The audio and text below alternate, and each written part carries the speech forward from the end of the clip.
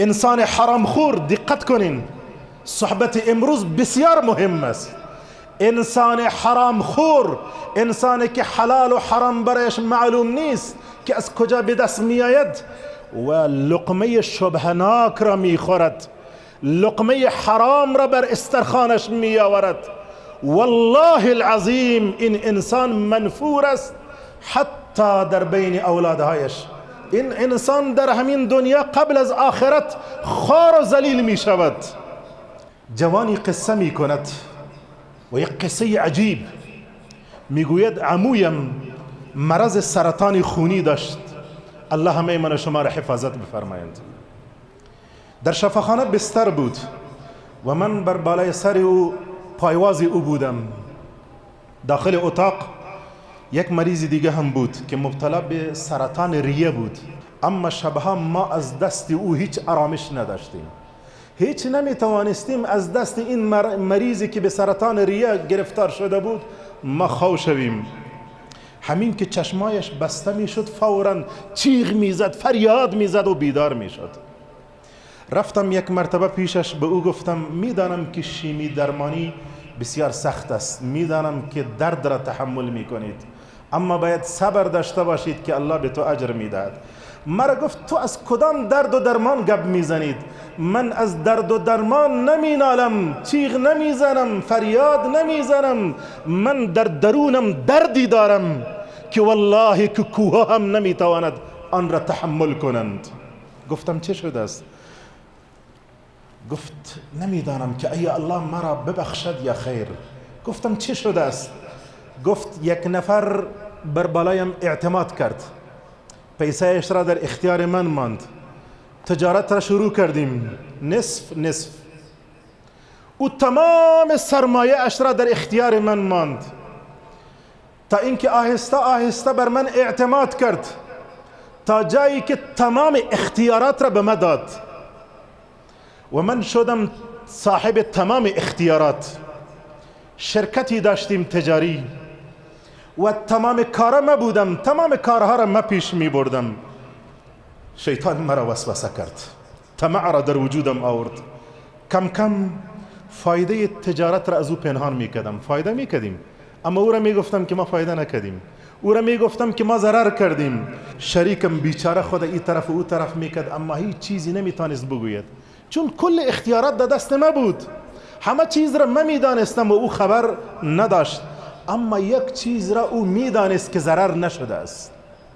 شریک می داند نه که ضرر نشده است، تا اینکه در میان ما اختلافات پیدا شد، گپ ما به محکمه کشانیده شد.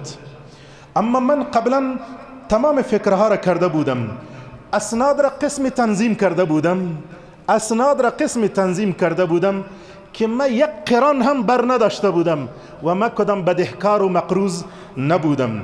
خلاصه اینکه می رفتیم و محکمه امروز و فردا و ماه و 2 ماه گذشت.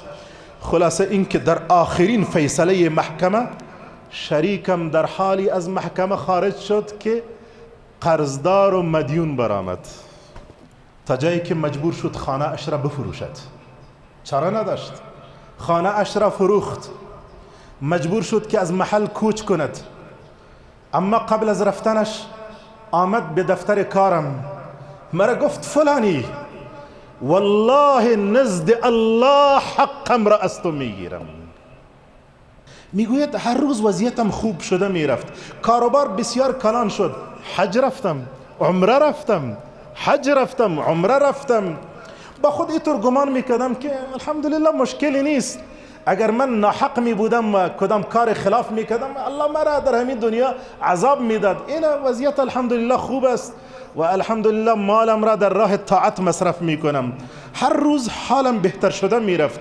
با خود گمان میکردم که همین دلیل ای است که اوضاع به خیریت است، در حالی که او نمیدانست که دقیقا همین استدراج است که از حرام استفاده می کند، بعد آن را در طاعت الله مصرف می کند، در حج و عمره، و گمان می کند که الله او را بخشیده است، در حالی که حق مردم به گردن او بوده است.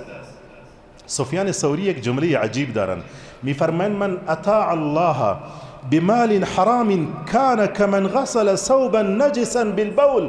هر کسی که الله را با مال حرام اطاعت میکند، مالش حرام است ولی در اطاعت مصرف میکند. میگوید من صدقه میتم، من کار خیر میکنم، ختم میگیرم. میخواد که با ختم کردن در خانه اش میخواد مال را حلال کند، ملاها را و طالبا را و علما را و نیکان و صالحین را دعوت کند. میگوید که از این طریق میخواد مالش را حلال کند. عمره میرود، حج میرود. میفرمایند کسی که با مال حرام اطاعت میکند مانند کسی است که لباس نجس خود را با ادرار و پیشاب خود میشوید. بعد در ادامه سفیان ثوری رحمه الله میفرمایند الا ان الثوب النجس لا يطهره الا الماء الطاهر. آگاه باشید که لباس ناپاک را جز آب پاک چیزی دیگه ای نمیتواند پاک بکند. و ان الذنب لا يطهره الا الحلال.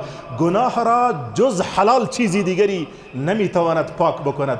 خوراک حلال، لباس حلال، مسکن حلال میتواند گناهانتان را پاک کند. این نفر میگوید کاروبار روز به روز خوب شده میرفت. من با خود فکر میکردم که اوضاع خوب است، همه چیز به خیر میگذرد. حج میرفتم گاهی اوقات عمره میرفتم، به گمان این که دیگه کدام مشکلی نیست که ناگهان دچار مریضی شدم. تداوی کردم و هند برو پاکستان برو تا اینکه بالاخره برآمد که من به سرطان ریه گرفتار شدم. بعد به این نتیجه رسیدم که الان وقت این است که از اون نفر حلالیت بخواهم و حقش را برگردانم. آدرسش را پیدا کردم، جستجو کردم، آدرسش را پیدا کردم. رفتم به خانه اش، دروازه اش را زدم، دیدم که اولادهایش و زنش برآمدن. گفتم پدرتان بگوین که بیاید همراهشان کار دارم. و مرا میشناختن از قبل. گفتن پدر ما وفات کرده است. بعد از اینکه تو با او آن ظلم را کردید او بسیار افسرده شد و غمگین از دنیا رفت. گفتم من الان مریض هستم و ناچار آمده ام برای طلب حلالیت و بخشش آمدم. آنها گفتن والله اگر با جنت یک وجب فاصله داشته باشید و با بخشش ما به جنت می روید والله هرگز تو را نمی بخشیم، هرگز تو را نمی بخشیم. بسیار ناامید آمدم خانه، در حالی که الان تمام اختیارات مال و سرمایه و تجارت و شرکت در اختیار اولادها بود. دیگه من پیر شده بودم، همه چیز در اختیار اولادها بود. آمدم به خانه، اولادهای خود را جمع کردم. گفتم شما یادتان هست فلانی اینقدر سر ما حق دارد و این سرمایه‌ای که الان شما کار میکنید بیشتر آن تعلق به فلانی میگیرد و الان من تصمیم گرفتم که تمام حق و حقوق آنها را و حق و حقوق یتیمها را بدهم، لذا این تصمیم نهایی ما هست. یکی از اولادها گفت در صحرای قیامت که با او روبرو شدید حقش را بدهید. همینطور گفت در صحرای قیامت وقتی که با او روبرو شدید حقش را بدهید. والله العظیم حرام خور در میان اولادهایش منفور است، خوار و ذلیل می شود در همین دنیا الله خوارش می کند، الله ذلیلش می کند. تو لقمه حرام را آوردید، اولادهایت را تربیت کردید، این هم نتیجه اش شد که الان یکی از اولادهایش میگوید که در صحرای قیامت وقتی که با او روبرو شدید حقش را بدهید. میگوید بعد از اینکه مریضیم سخت شد مرا آوردن در اینجا بستر کردن. الان هیچ کدامی از اولادهایم نمیآید به ملاقات و زیارت من نمیآید، ولی یک نفر را از کارمندای شرکت روان میکند که همین مصارف و هزینه شفاخانه را بته خودشان نمیآیند. مرا همینجا ایله کردن، اما گپ به همینجا ختم نشد. میگوید چند ماه می شود که در اینجا افتاده ام، همین که چشمایم بسته می شود جای خود را والله در جهنم می بینم.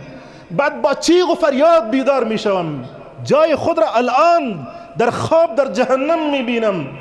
بعد می گوید که گاهی اوقات شبها همان شریک قبلیم به خوابم می آید، می گوید زود می آیید پیشم، من نزد الله حقم از تو می گیرم، نزد الله حقم را از تو می گیرم. اینجاست که یک لحظه آرام ندارم، یک لحظه خواب ندارم. کاش که سرطان ریه مرا به درد می آورد، من دردی در درون دارم که کوها نمیتوانند آن را تحمل بکنند. براستی که فرمود صلی الله علیه و سلم زمانی می آید و شما در زمانی زندگی خواهید کرد که لا یبالی المرء ما اخذ منه امن الحلال ام من الحرام. یک نفر پروا ندارد که از راه حلال یا از راه حرام روزیش را به دست می آورد. میگوییم چرا اینقدر حرص میخورید؟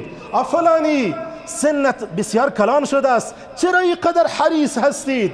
چرا باید نافرمانی بکنید؟ چرا؟ میگوید در فکر اولادهایش هست. یعنی من در فکر اولادهایم هستم که روز بد بر بالای آنها نیاید.